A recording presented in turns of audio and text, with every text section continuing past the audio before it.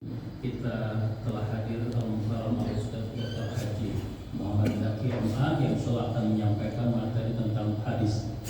Tidak lupa salawat dan salam semoga tetap tercurah kepada junjungan kita Nabi Muhammad Sallallahu Alaihi Wasallam dan kita yang hadir dalam majelis mulia ini mendapatkan syafaat dari yang akhir. Amin ya rabbal alamin. Untuk mendapatkan berkah dari Allah Subhanahu Wa Taala, para jamaah sekalian, mari kita buka dengan sama-sama membaca kalimat basmalah. Bismillahirrahmanirrahim. Kepada Al-Mukarram Al-Ustaz untuk sampaikan materinya. Silakan Ustaz.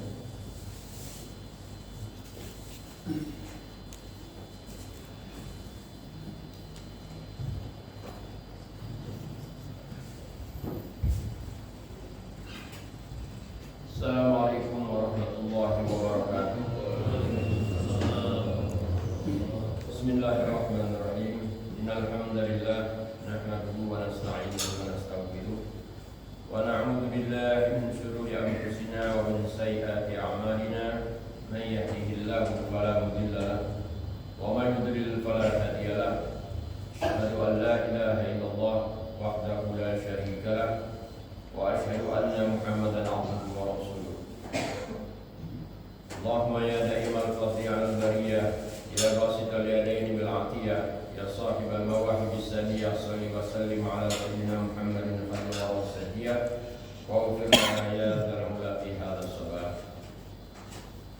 Allahumma iftah lana hikmataka wa ansur 'alaina rahmataka ya arhamar rahimin. Allahumma nawwir qulubana bi nuri hidayatika kama nawwartal ardha bi nuri syamsika ya arhamar rahimin. Amma ba'du, ma'asyiral hadirin wal hadirat, bapak-bapak, ibu-ibu, wabil khusus para asatiz, para alim ulama, para tokoh masyarakat, para sepuh, wabil akhasil khusus segenap pengurus Masjid Al-Ikhlas, mulai dari ketua dan jajarannya, yang semuanya saya hormati dan saya taatimi. Mudah-mudahan kita pada pagi atau subuh hari ini dalam keadaan sehat walafiat dan senantiasa mendapatkan cucuran rahmat dan barakah dari Allah Subhanahu wa taala. Amin ya rabbal alamin.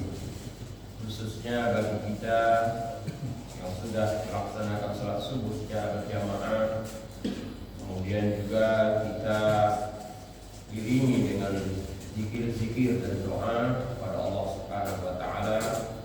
Bahkan kita lanjutkan dengan ibadah-ibadah, baik itu baca Al-Qur'an, meneruskan zikir atau wirid-wirid kita sampai menjelang terbitnya matahari. Kemudian kita sholat isyraq, dan Rasul menjanjikan orang-orang yang melazimkan hal yang demikian maka dia akan mendapatkan pahala ibadah umroh secara sempurna.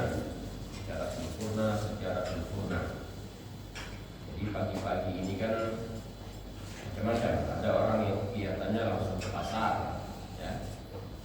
Ada juga mungkin yang olahraga, ya. Ada juga yang masih ngantuk mungkin, ya, tidur lagi. Dan tidak banyak yang masih di masjid sampai menunggu isyraq, ya. Nah, kita alhamdulillah khususnya pada Ahad dan kajian subuh, ya. Tadi saya baru dengar istilahnya tausiah, ya. Taklim pada subuh, ya. Taklim pada subuh, tabu. Bukannya tabu, ya, istilahnya satu-satunya mungkin yang dimiliki oleh Masjid Al-Ikhlas, ya. Taklim pada subuh, tabu. Mudah-mudahan ini kita istiqomah, konsisten, ya. Kita isi dengan taklim, salah satu kegiatan yang sangat mulia sekali, yang tidak kalah pahalanya dengan sholat-sholat sunnah, ya, zikir-zikir sunnah, etika dan lain sebagainya. Baik, kita akan melanjutkan kajian hadis kita, masih yang terkait dengan kematian ya. Kita akan masuk kepada hadis tentang amal-amal orang yang masih tersambung meskipun dia sudah meninggal. Hadis ini cukup populer, ya, sangat-sangat populer.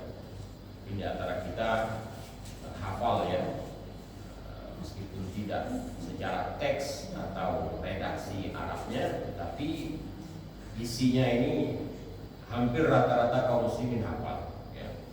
Wa an Abi Hurairah radhiyallahu anhu anna Rasulullah sallallahu alaihi wasallam qala idza mata ibnu Adam in qata'a amaluhu illa min salasin.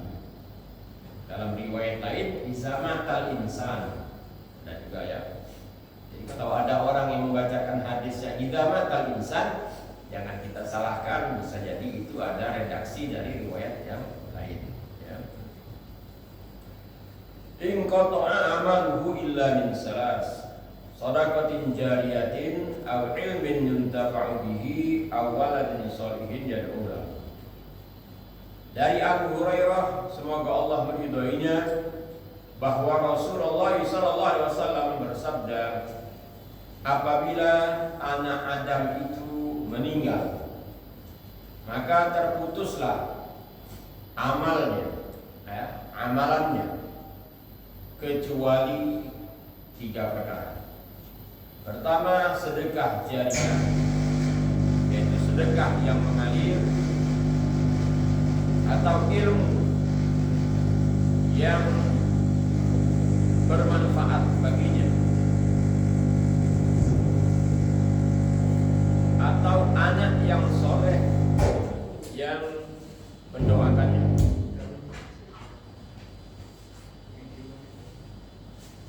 Nah, maksud hadis ini adalah, jadi kalau kita sudah meninggal, terputus amal ya. Maksud terputus amal ini kita tidak mampu lagi untuk beramal ya. Kita tidak mampu lagi untuk beramal. Masa beramal kita sudah selesai. Jadi bagaimana supaya meskipun kita sudah meninggal, tapi pahala-pahala kebaikan itu masih terus mengalir kepada kita. Nah, di antaranya adalah 3 ini ya, di antaranya. Jadi kalau kita sebutkan di antaranya, berarti masih ada hal-hal lain ya. Yang bisa jadi hal-hal lain itu dia perincian dari ini nanti. Nanti ada hadis yang lain yang dia lebih komplit menjelaskan yang termasuk sedekah jariah itu ya. Sedekah jariah itu adalah sedekah yang dia terus mengalir pahalanya ya, yang dia terus mengalir pahalanya. Atau ilmu yang bermanfaat ya. Kita mengetahui suatu ilmu, kemudian kita ajarkan dan diamalkan orang. Orang itu mendapatkan pahala, maka kita pun yang mengajarkan akan mendapatkan pahala. Makanya seorang guru ngaji yang terkadang dipandang orang sebagai orang biasa-biasa saja ya, guru ngaji, nah misalnya dia guru ngaji biasa, tapi banyak anak-anak yang akhirnya sudah dewasa ya, dia bisa sholat, membaca surat Al-Fatihah, membaca surat-surat lain, lantaran disebabkan oleh guru ngaji tersebut ya, maka guru ngaji tersebut setiap dia sholat mendapatkan pahala ya, mengalir terus. Nanti orang yang diajarkan itu misalnya mengajarkan kepada orang lain sehingga muridnya itu mendapatkan pahala, maka gurunya yang dahulu juga akan mendapatkan pahala. Inilah yang namanya ilmu yang bermanfaat ya. Termasuk kalau bapak-bapak, ibu-ibu mengajarkan anak kita ya, mengajarkan anak kita doa iftitah ya, mengajarkan anak kita bacaan-bacaan surat-surat pendek dalam sholat misalnya, ya.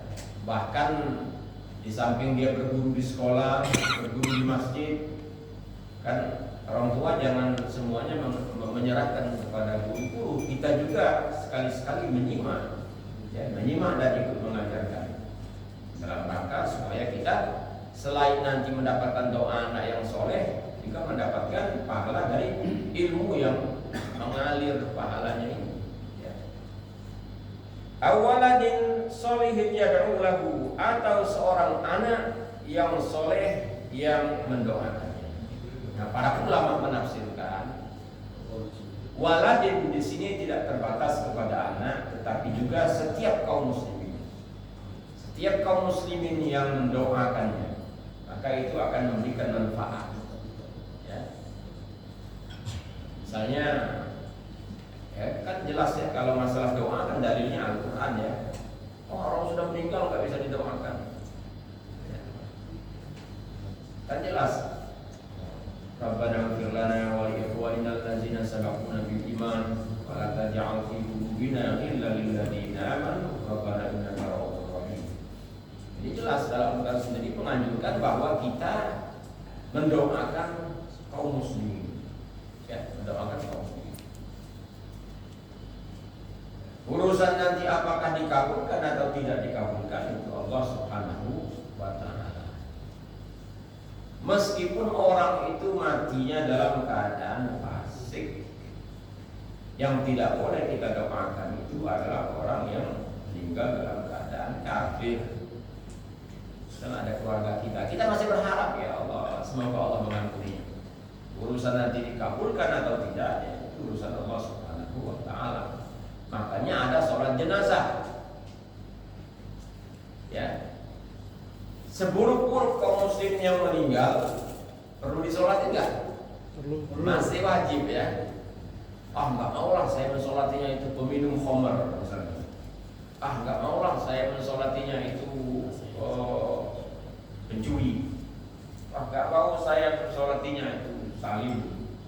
Saya enggak mau menyolatinya ahli zina misalnya. Tidak demikian. Meskipun memang ada hukum-hukum tersendiri bagi orang-orang yang fasik itu, apakah disolatkan atau tidak, ya. Ada dua pendapat. Misalnya di kampung itu kan terkenal mencuri, dia suka menumpahkan darah di dia, ya pokoknya kriminal lah, konflik ya, keburukan ada di dia, tukang nyolong ayam ada di dia, ya, tukang zina ada di dia, minum ada di dia. Lantas ada yang mengatakan itu ahli maksiat, tidak perlu disolati. Apa mau jadi bangkai dia di kampung itu? Kan tidak. Ya. Kewajiban tetap ya, sebagai fardu kifayah harus diurus jenazahnya, disolatkan, dikuburkan. Ya. Nah, pendapat yang pertama mengatakan tidak perlu disolatkan, langsung dikubur. Orang seperti ini. Ini pendapat dari Amirul Mukminin Umar bin Abdul Aziz, juga Imam Auza'i dan beberapa ulama lainnya. Karena mereka melihat Rasulullah itu tidak mau menyolatkan orang-orang yang maksiatnya besar, ya. Termasuk juga orang yang punya utang belum dilunasi, itu Rasul juga tidak mau. Atau orang yang tidak sholat, itu Rasul tidak mau. Ya. Nah, berdasarkan riwayat ini mereka mengambil dalil. Ya. Nah, tetapi mayoritas ulama berpendapat selagi dia kaum muslimin, ya, selagi dia muslim, maka tetap harus diurus jenazahnya, ya, dimandikan, dikafani, disolatkan, kemudian juga dikuburkan. Hanya saja ulama-ulama ini menjelaskan bagi tokoh agama, bagi tokoh masyarakat, atau bagi orang yang ditokohkan, tidak usah ikut menyolatkan. Nah ini, karena apa? Karena Nabi sendiri pernah seperti itu, ya. Tapi Nabi memerintahkan yang lain, silakan kalian sholat, aku tidak sholat. Ini kata ulama sebagai apa? Tahzirun lahu, pelajaran bagi yang lainnya, ya. Pelajaran bagi yang lainnya. Jadi kalau dia sebagai imam masjid yang dihormati, ya, tokohnya lah di kampung itu, boleh dia tidak usah mensolati. Supaya apa? Pelajaran dari yang lainnya. Tapi dia memerintahkan, silakan yang lain sholat seperti itu. Saya tidak ikut sholat. Nah ini mayoritas ulama seperti Imam Ahmad bin Hanbal, ya, berpendapat seperti di mazhab-mazhab Syafi'iyah juga seperti itu. Jadi kita jangan heran kalau ada seorang yang alim di suatu kampung, mungkin dia paham hukumnya, dia tidak menyolati seorang peminum khamr. Tidak ikut ya. Dia takziah aja, setelah itu sudah selesai. Nah, jangan kita suzon dulu. Ya, mungkin dia mendapat, dia mengikuti mayoritas ulama tadi bahwa orang seperti itu, ya, bagi orang-orang terpandang, tokoh masyarakat, apakah dia ulama, apakah dia pemerintahnya, tidak usah ikut menyolati, biar orang lain saja. Sebagai apa? Sebagai pelajaran bagi yang lain bahwa ahli maksiat itu, ya, tidak disolati oleh orang-orang mulia, ya. Itu ya.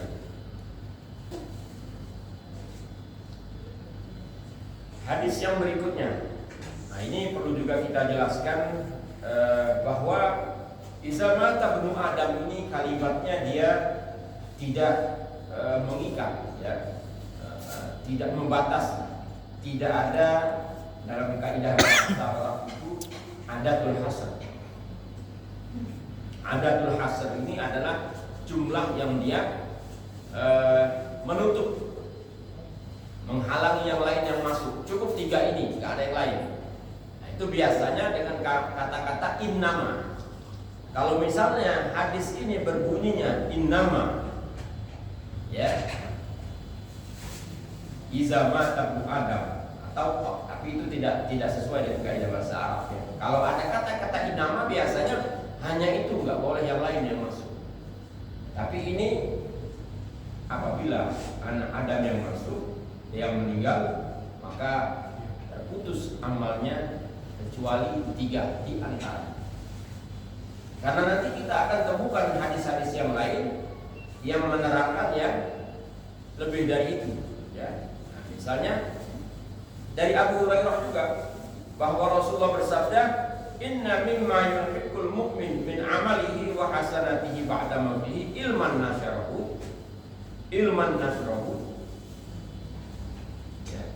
nasyarahu wa waladan sholihan tarakahu wa mushafan warasahu wa masjidan banahu wa baitan li ibnis sabil banahu wa nahran ajrahu wa sadaqatan akhrajaha min malihi fi sihhatihi wa hayatihi turhiquhu min ba'di mautihi.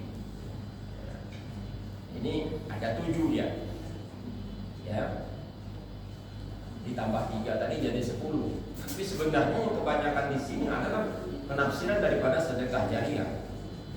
Dan Rasulullah bersabda, sesungguhnya, ya, di antara yang dapat menyusulkan atau mengikutkan kebaikan-kebaikan, ya, terhadap orang yang sudah meninggal itu adalah dari sisi pahalanya ilmu yang dia sebarkan, ilmu yang dia sebarkan pada jamaah, kemudian jamaah nanti menyebarkan kepada keluarganya, kepada masyarakatnya. Terus ini yang menyampaikan yang pertama akan mendapatkan pahala. Atau anak yang soleh yang dia tinggalkan, ya. Nah, makanya tadi kita tafsirkan anak yang soleh di sana itu adalah juga kaum muslimin. Sebab kalau seandainya hanya diartikan anak yang soleh saja, bagaimana bagi orang yang tidak punya keturunan? Tidak adil, ya. Jadi di situ ditafsirkan oleh ulama doa orang Islam, ya. Wa mushafan warasahu, kalau dia ada mushaf yang dia wariskan atau dia hadiahkan atau dia hibahkan atau dia wakafkan, kemudian dibaca orang. Di masjid ini sudah banyak Quran. Ternyata misalnya kurang, wah saya beri Quran lagi misalnya, tambahin 10, wakafkan, dibaca orang. Ya, dibaca orang sampai khotam misalnya, dia akan mendapatkan pahala yang mengalir. Wa masjid dan banahu, dan masjid yang dibangunnya. Ini sudah pasti ya, masjid yang dibangunnya. Apakah dalam bentuk masjid betul? Ya idealnya ya bentuk masjid betul, tetapi kan tidak banyak orang yang mampu untuk membangun satu masjid secara sempurna. Dia menyumbang apa yang dia mampu, ya. Bang semen meskipun 1 sak, 10 sak, 100 sak, atau menyumbang yang lainnya, sehingga tertegak masjid tersebut, maka pahalanya terus mengalir. Wa baitan li ibni sabil bana, atau rumah yang dibangun untuk ibnu sabil. Ya, rumah yang dibangun untuk ibnu sabil. Kalau dulu itu sering ya dibangunkan rumah. Kalau sekarang ini kan jarang ada rumah yang gratis ya. Hotel gratis ada gak? Jarang ada. Kalau makan gratis sudah mulai banyak. Makan gratis. Kalau penginapan gratis paling Joko kan ya, itu kan bayaran juga ya. Penginapan gratis itu cuma masjid. Itu pun kalau orang masjid mengizinkan. Masjid itu boleh Pak kalau ada musafir mau nginep ya. Kita suruh silakan nginepnya. Nginepnya cuma jangan di sini. Cari ruangan tersendiri. Kalau tidak ada ruangan tersendiri ya cari yang agak pojokan lah. Ya, pasang tikar, pasang kasur silakan. Pasang lapisan. Ya. Boleh ya untuk menginap di masjid sebagaimana dulu ya. Nah jadi Rasul juga menganjurkan kalau ada orang yang membangun tempat ya untuk ibnu sabil, orang dalam perjalanan. Kalau kita sekarang kan rest area lah buat orang yang istirahat ya. Nah, dia bisa menginap di sana. Maka ini juga pahalanya terus mengalir. Wa nahron ajrahu, atau sungai ya yang mengalir, termasuk juga sumur. Ya. Kampung itu tidak ada air. Sekarang ini kan banyak sedekah sumur ya. Di kampung-kampung, tempat terpencil, pesantren-pesantren, sedekah air bersih dari sumur. Nah, itu kita ikut. Meskipun nyumbang hanya 100.000, 50.000, banyak itu ditawarkan. Ya. Wa sadaqatan akhrajaha min malihi fi sihhatihi wa hayatihi, dan sedekah yang ia keluarkan di waktu dia sehat maupun ketika dia ketika sehat ya dari masa hidupnya. Maka semua itu nanti pahalanya akan terus mengalir ketika dia meninggal. Nah ini ya. Nanti ada lagi yang lain. Ya, pahala apa yang bisa sampai? Bacaan Al-Quran. Nah, kalau sudah masuk kepada bacaan Al-Quran, ini ada terjadi khilafiyah, ya, terjadi khilafiyah.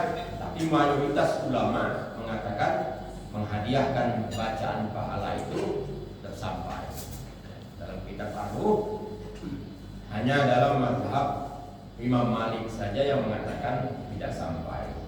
Ya, mazhab Syafi'i, mazhab Hambali, mazhab Hanafi, bahwa membacakan Al-Quran untuk orang yang sudah meninggal pahalanya sampai ya, termasuk juga haji ya, badal haji ya, termasuk juga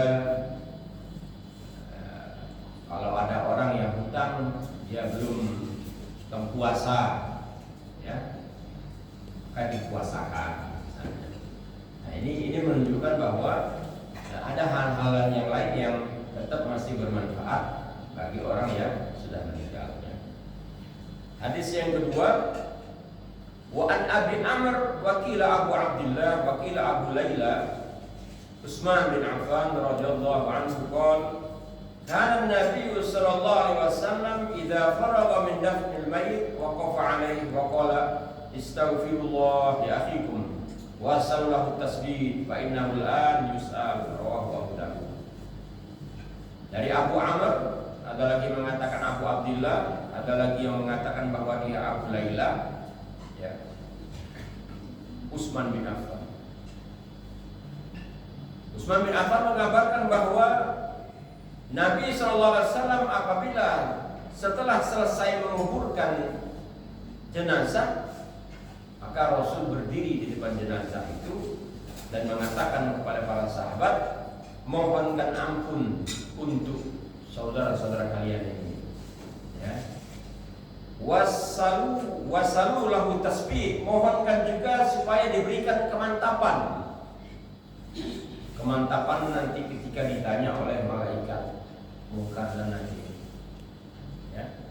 Fa innahu al yus'al, sekarang dia sedang ditanya. Nah, makanya di sini ada amalan talqin, ya. Talqin ini kan ada dasar hadisnya, ya, meskipun dianggap oleh orang yang tidak mengamalkan hadisnya itu lemah, ya. Nah, dalam pandangan orang yang mengamalkan, ulama-ulama mengamalkan, hadisnya lemah, tapi lemahnya itu tidak terlalu parah dan diperkuat dengan hadis ini, hadis Abu Dawud ini sahih, ya, yang mana Rasulullah memerintahkan kita mohonkan ampun untuk orang sudah meninggal ini, ya. Dan mohonkan juga supaya dia diberi kemantapan dalam menjawab pertanyaan malaikat, ya. Nah ini. Nah kembali lagi tadi, bagaimana kalau dia ahli maksiat? Apakah perlu ditalqinkan? Gak usah, cukup disolatkan saja, ya, cukup disolatkan saja. Karena sholat itu yang penting, karena dia bagian daripada fardu kifayah.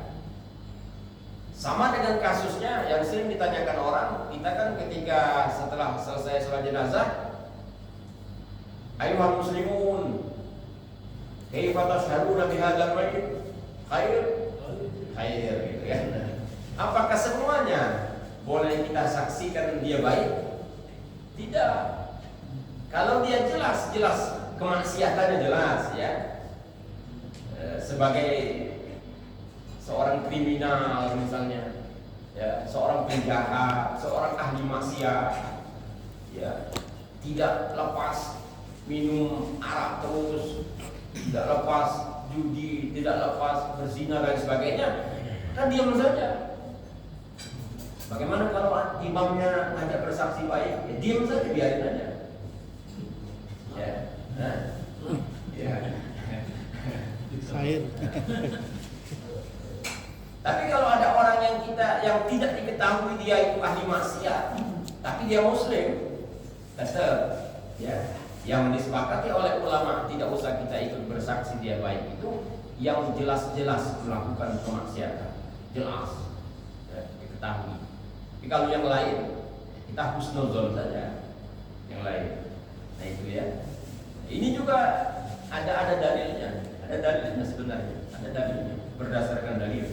Ya, pernah kejadian ada Rasulullah bertanya kepada Sayyidina Umar, ada jenazah yang lewat. Umar, gimana itu? Oh, orang baik. Maka kata Rasulullah, wajib. Ya. Maksudnya orang baik, ya, ya betul, dia orang baik, ya, insyaallah masuk surga. Ada lagi satu saat ada jenazah yang sebaliknya juga. Bagaimana kata Rasulullah wahai Umar? Ya, orang ini ahli maksiat, wajib kata Rasulullah. Ya, ini dia akan mendapatkan apa ininya, amal dia. Nah, berdasarkan hadis ini juga memperkuat bahwa kita memberikan kesaksian itu sunnah, ya, memberikan kesaksian itu sunnah. Karena ada sebuah hadis, kalau ada seorang yang meninggal, tidaklah seorang meninggal itu kemudian ada orang yang menyaksikan dia sebagai orang yang baik, maka kesaksian kaum muslimin itu akan mengampuni dosa-dosa dia. Jadi ada dalilnya. Cuma jangan khair-khair aja, ya. Kalau memang dia jelas-jelas ahli maksiat, maka kita tidak perlu untuk mengucapkan khair, ya. Apakah kita ucapkan syar, syirir misalnya, buruk? Nggak usah, diam saja kita. Diamkan saja. Ya. Baik. sudah Jadi terputus. jika jenazah sudah dikuburkan, ya ada baiknya kita masih membaca doa di sana. Kalau ada orang yang tidak mengamalkan talqin, ya sudah tidak apa-apa. Tapi berdiri kita mendoakan. Kalau yang mengamalkan talqin, ya silakan dibacakan talqin, ya dibacakan talqin. Nah, kemudian juga ada hukum kita menguburkan jenazah atau kita sendiri mewasiatkan, ya, atau orang tua kita kuburkan saya di tempat orang-orang yang baik misalnya. Ya. Nah ini perlu Pak, ya perlu ya. Jadi jangan asal kita menguburkan itu sembarangan. Makanya dalam hukum Islam tidak boleh jenazah Muslim dikuburkan di perkuburan orang kafir, dan tidak boleh jenazah orang kafir dikuburkan di perkuburan orang Muslim. Ya. Tapi saya lihat ada beberapa tempat, ya, ada beberapa tempat itu campur Pak, ada, ya, ada. Entah mungkin karena itu tanah milik bersama, sehingga mereka menguburkan di sana juga. Nah ini tidak baik sebenarnya, ya, tidak baik. Kecuali karena tidak tahu misalnya ini jenazah ini Muslim atau bukan Muslim, ya. Misalnya ada orang meninggal, kita nggak tahu siapa ini. Nah, di situ husnuzon saja, kuburkan di sana. Tapi kalau ketika dikuburkan badannya bertato, ada salib misalnya, nah ini bisa dimungkinkan bukan orang Muslim, maka cari tempat yang lain. Ya. Apa sebab tidak boleh? Ada riwayat, ya, dari hadis Rasulullah SAW juga bahwa orang yang dikuburkan mendapatkan tetangga kuburan yang kurang baik, dia merasa tidak nyaman. Dia merasa tidak nyaman. Ya. Tapi kadang-kadang saya juga berpikir logika. Sudah masuk kubur itu kan sudah alam kubur. Ini ke alamnya, ini sudah ke alam yang lain. Ya, seperti itu kalau kita logikanya. Tapi berdasarkan riwayat itu tidak demikian. Kalau kita berdasarkan orang ini sudah masuk ke alam lain, bukan di sini lagi. Untuk apa ziarah kubur? Untuk apa kita ziarah kubur? Ya. Lantas saya punya pemikiran juga bisa kita ibaratkan kuburan itu gerbang akhirat, gerbangnya. Yeah. Ketika kita ziarah kepada orang tua kita tahu kita ziarah. Kita mendatangi orang-orang yang sudah meninggal, itu tahu orang-orang meninggal itu. Ya. Berarti masih seputar sana, meskipun alamnya lain dia tahu. Cuma dia sendiri yang tidak bisa apa-apa. Ya, sebagaimana Rasulullah pernah mendatangi kuburan-kuburan orang yang sudah meninggal dalam perang Badar. Rasul mengatakan, apa yang sudah diperbuat oleh kalian, apa yang kalian terima dari Allah. Maka sahabat bertanya, ya Rasul, kenapa kau bicara sama orang mati? Ya betul, mereka mati, mereka mendengarkan, tapi mereka tidak bisa menjawab. Ya. Nah itu. Jadi usahakan ya kita menguburkan, cari tempat orang-orang yang soleh. Nah ada lagi yang mengatakan yang dilarang itu katanya kalau satu kubur, satu lahat digabung sama orang kafir. Tapi tidak, kalau kita lihat hadisnya itu bertetangga. Jangan kita bertetangga dengan kuburan orang ahli maksiat apalagi kafir. Berarti bertetangga, berdempetan, berdekatan. Makanya para ulama menghukumi jenazah kaum muslimin khusus dikuburkan di tempat kaum muslimin. Begitu juga sebaliknya. Wah, saya nggak tahu tuh. Pokoknya orang kampung sana itu menguburkan orang tua saya di sana. Apakah boleh digali dan dipindahkan? Kalau seandainya memungkinkan, pindahkan. Maksud memungkinkan itu tidak timbul masalah. Ya. Kalau misalnya kita mau memindahkan lantas masyarakat sana menganggap ini sesuatu yang tabu, yang apa, bisa ribut, ya sudah, nggak usah. Jadi kalau masih bisa dipindahkan, maka pindahkan. Cari cari kuburan yang betul-betul untuk kaum muslim. Ya. Ini sudah jam 6 ya, dapat 2 hadis yang kita baca. Kalau ada yang ingin ditanyakan dipersilakan. Silakan Bu.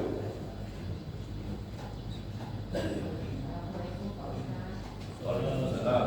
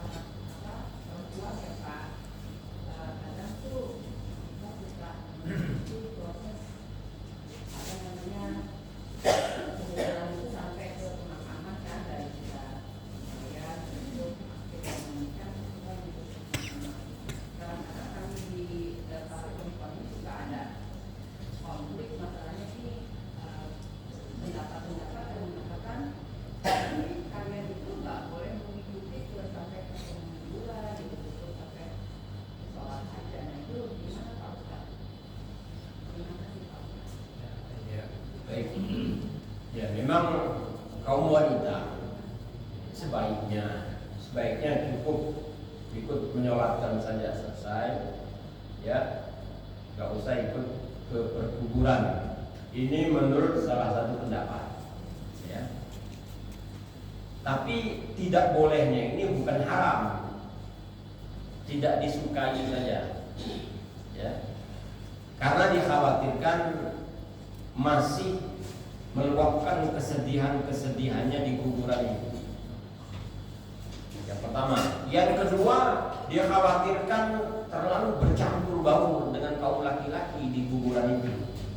Jadi kalau mau nanti silakan selesai dikuburkan, orang-orang pulang, yang perempuan-perempuan datang menziarahinya setelah dikuburkan, untuk menghindari terlalu banyak campur baur antara laki-laki dan perempuan. Nah, ini yang menjadikan alasan sebagai ulama, ya, sebagai besar itu tidak menganjurkan kaum wanita tasyi'ul janazah, ikut mengantarkan jenazah sama-sama kaum laki-laki. Ini yang paling bagus seperti itu. Silakan dulu dikuburkan, nanti istrinya, anak-anaknya, atau keluarga yang lain yang perempuan menyusul setelah selesai orang-orang pulang, dia datang ikut mendoakan di kuburan tadi. Itu ya Bu ya. Jadi bagaimana, pokoknya saya mau ikutlah, tidak apa-apa, tapi kurang disukai, ya. Sangat tidak dianjurkan. Bisa jadi ulama menghukumi kalau tidak disukai itu makruh, ya. Nah, bukan larangan itu bersifat haram, ya, tapi tidak disukai sebatas makruh, ya. Nah, yang paling baik yang tadi, tidak usah kita ikut mengiringi berbarengan dengan kaum laki-laki, karena nanti biasanya kalau sudah ikut itu tercampur baur, ya, di sini laki-laki, sini perempuan, sini campur baur, di situ kurang etis, kurang bagus, ya. Nah, apalagi hukumnya juga kan fardu kifayah. Sudah banyak diurus orang, ya sudah selesai. Khusus keluarga silakan datang, ya, setelah urusan beres. Dan hati-hati juga kita di sana, cukup membacakan doa, jangan lagi banyak menangis di sana. Ya, nanti khawatir sampai meratap nanti, ya. Cukup berdoa saja. Sedih ya sedih, sudah kita tempatkan semuanya di rumah, di kuburan, hanya banyak-banyak berdoa. Itu ya Ibu ya. Ada Pak RT mau bertanya, silakan. Silakan. Assalamualaikum Ustaz. Assalamualaikum warahmatullahi wabarakatuh. Terkait amal jariah ini, apakah ada masa berlaku? Ada luar Karena saya. pernah kita dengar kalau kita berbicara kalau nggak saya itu tidak jadi. Nah, apakah itu akan membatasi masa berlakunya amal jariah?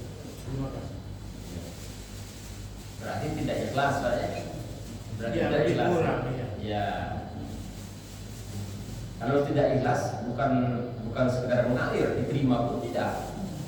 Ya. Ayo masjid itu kalau nggak saya nggak jadi. Nah ini putus amalnya, bukan putusannya batal. Yang sebaiknya dia akan mendapatkan pahala, putus akhirnya. Ya. Qaulun ma'rufun khairum min sadaqatin yatba'uha azan. Berbicara yang baik itu lebih mulia, lebih afdal, lebih baik daripada sedekah yang diikuti dengan bahasanya apa? Menggerutu. Mengungkit-ungkit. Mengungkit-ungkit. Mengungkit-ungkit. Wah itu mengungkit-ungkit hasil sedekah itu ya percuma kita sedekah sebanyak apapun. Ya. Nah mungkin yang sering juga ditanyakan orang itu apakah habis masa kadaluarsa itu kalau wakaf Pak ya? Nah, ini Ya, kan kalau dia beramal nih, 2 tahun kemudian dia ngomong, apakah di 2 tahun itu putus? Iya. Ya sejak ngomong bukan sekedar putus, batal Pak. Pahalanya tuh batal. Dihapus Tuhan. Ya. Iya. Atau misalnya sudah puluhan tahun, ketika sebelum meninggal dia ngomong, orang masyarakat sini nggak menghormati saya, padahal masjid itu saya yang mendirikan, kalau nggak saya nggak jadi. Batal bisa kuat di sininya. Innalillahinya Nah, double. yang sering jadi masalah juga selain pertanyaan Bapak tadi itu, kalau kita punya wakaf kita terus mengalir kan? Ya, wakaf masjid atau masjid itu renov habis gitu. Nah, habis sering ini yang terjadi. Ya, ada dua pendapat memang. Ada yang mengatakan ya habis itu terputus. Makanya jalannya bagaimana? Jalannya ya barang-barang yang masih bisa dimanfaatkan. Misalnya ada genteng, ada apa, kasihkan ke masjid lain atau kasihkan ke tempat lain yang bisa digunakan, disedekahkan ke tempat lain. Ya, ada lagi kayak Pak Ketua di Masjid Al-Anwar itu kan pemahamannya agak ketat juga. Mau masalah apa? Kami. Iya. Jangan di apa? Jangan diganti. Ya jangan diganti, ditimpa aja. Ini wakaf orang, ya kan? Iya. Tapi ada juga yang berpendapat yang dimaksud dia terputus itu kalau yang pewakif sendiri yang mengambilnya atau menyetopnya. Ya. Misalnya wakaf Al-Quran ya, akan terputus itu kalau sudah dikeluarkan dari masjid diambil untuk dia pribadi. Putus pahala. Ya. Tapi selagi dia sudah mewakafkan untuk Al-Quran, kalaupun nanti hilang dicuri orang atau apa, niat dia kan tetap wakaf. Dia tidak ada niat dari dia mau memutus wakaf. Nah, ini mungkin yang lebih logis ya, lebih adil ya. Masa orang-orang tua kita sudah mewakafkan masjid, gara-gara generasi sekarang menghancurkannya, terputus, hilang. Ini kan sepertinya tidak adil. Ya, nah ini kembali kepada niat orang tersebut bahwa dia sudah mewakafkan dan tidak akan menarik wakafnya. Nah, itu ya. Masih ada yang lain? Apa cukup? Saya serahkan. Waalaikumsalam warahmatullahi wabarakatuh. Kaitannya dengan doa zakat, kita membaca satu kitab itu kalau biasanya begini, sengsaranya atas meninggalnya manusia itu simai menempati alam kubur yang pertama, maka hendaklah kau sholati dan maka hendaklah kau sodakoi dengan sholat di ansil kubur. Ya ini buat penjelasan kita nih. Nanti saya kalau berangkat. Sholat hadiah maksudnya. Iya. Kalau sholat hadiah. Ya. Sepengetahuan saya tidak ada hadis yang kuat tentang sholat hadiah. Ya. Apakah yang Bapak ucapkan tadi itu sebuah hadis tapi dhaif? Saya juga tidak tahu. Ya. Sehingga kebanyakan ulama ada sholat hadiah, yang ada sholat jenazah.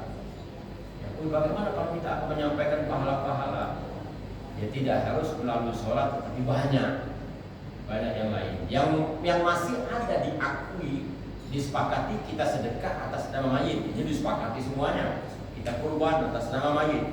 Kita bangun masjid atas nama mayit jenazah. Ya, kita badal haji, badal umroh misalnya, ini masih jelas ya. Kemudian kita baca Al-Quran khotam, kita hadiahkan kepada orang meninggal. Mayoritas ulama masih mengaku yang seperti ini. Tapi kalau yang sholat hadiah tadi tidak banyak.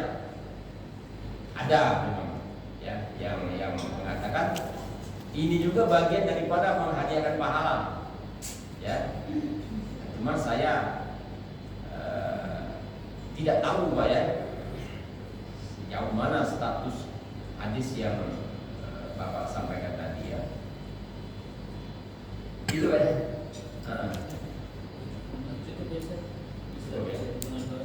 Baik ya, karena sudah. Tapi saya masih mau tanya lagi. Terakhir. Assalamualaikum Ustaz. Waalaikumsalam. Belum bertanya, kalau orang mengantarkan jenazah ke kuburan, terus di dalam perjalanan atau di kuburan orang sambil ada yang ketawa-ketawa, itu boleh apa enggak itu? Iya, Cekik. Betul, ini memang penyakit kita semua Pak. Termasuk saya juga kadang masih merasa begitu. Ya. Jadi kemarin saya dapat berita orang meninggal di kawan kita di Jambi, kemudian entah jenazah sudah dikubur atau belum, di masjid itu mereka berfoto. Hampir rata-rata itu senyum. Saya dalam pikir ini orang meninggal kok foto-foto kok pada senyum semua ini kan. Ya. Nah ini sebenarnya ketika orang meninggal, kita jangan menunjukkan wajah yang terlalu bergembira. Apalagi yang masih Pak, ketika takziah itu ngakak-ngakak di rumah orang tersebut.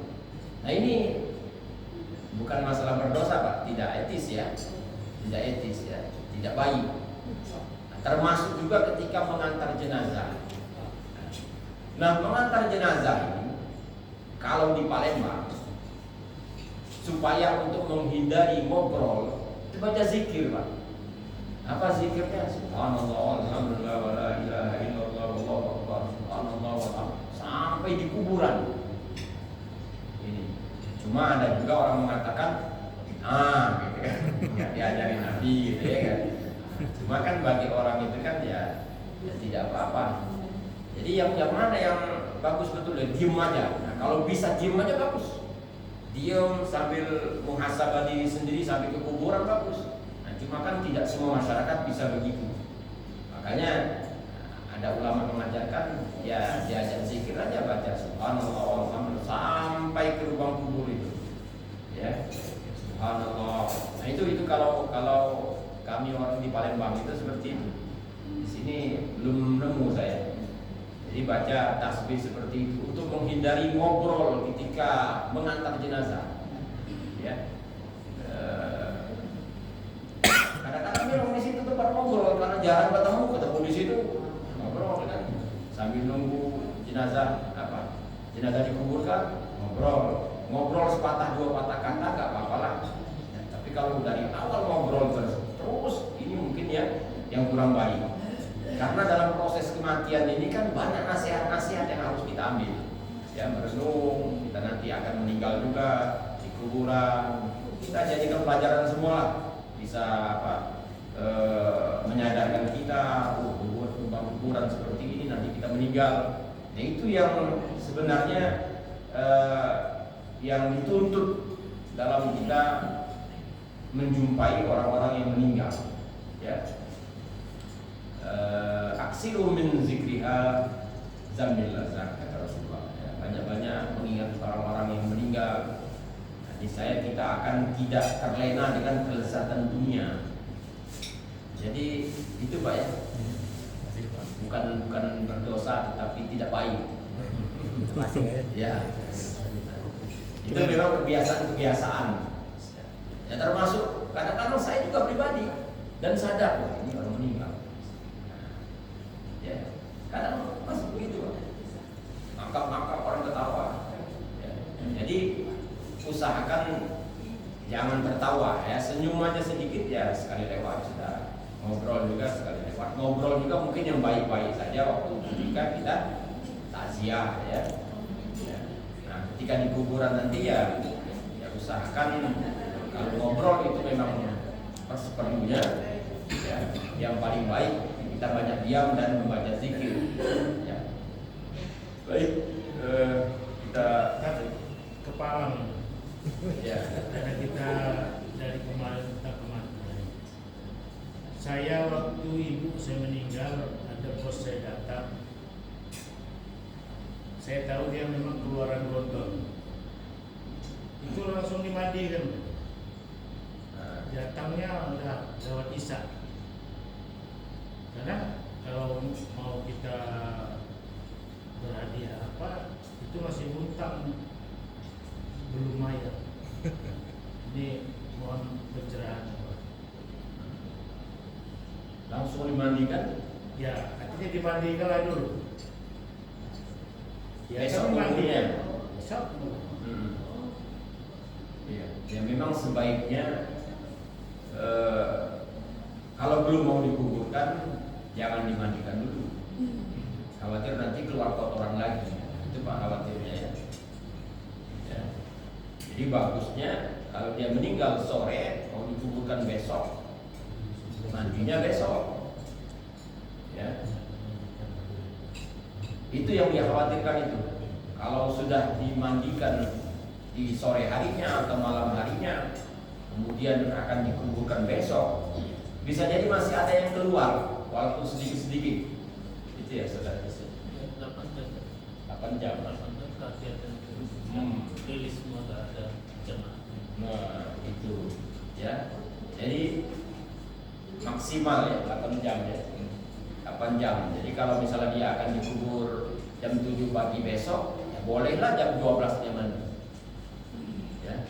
Tapi kalau jam 9 malam dia mandi, akan dikuburkan jam 9 besoknya 12. sudah 12 jam, sudah kelamaan.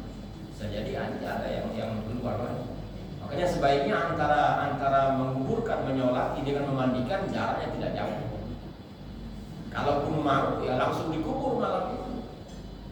Ya, cuma ada sebagian ulama yang mengatakan tidak baik menguburkan di malam hari kalau tanpa keperluan. Kalau ada hajat, memang hajat karena sudah lama menunggu keluarga, ini sudah malam, ya langsung kuburkan. Ya. Karena ada orang yang pengennya begini, pengennya jenazah seperti kuburkan. Kalau dia meninggal jam 3, kuburkan jam 5 masih bagus. Tapi kalau dia meninggal jam 6 atau jam 5, mau dikuburkan malam itulah dengan alasan segera dikuburkan.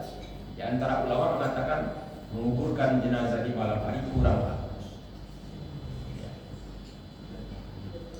Baik, kita tutup dengan doa kifaratul majelis. Subhanakallahumma wa bihamdika, asyhadu an la ilaha illa anta, astaghfiruka wa atubu ilaik. Mohon maaf atas segala kekurangan dan kesalahan.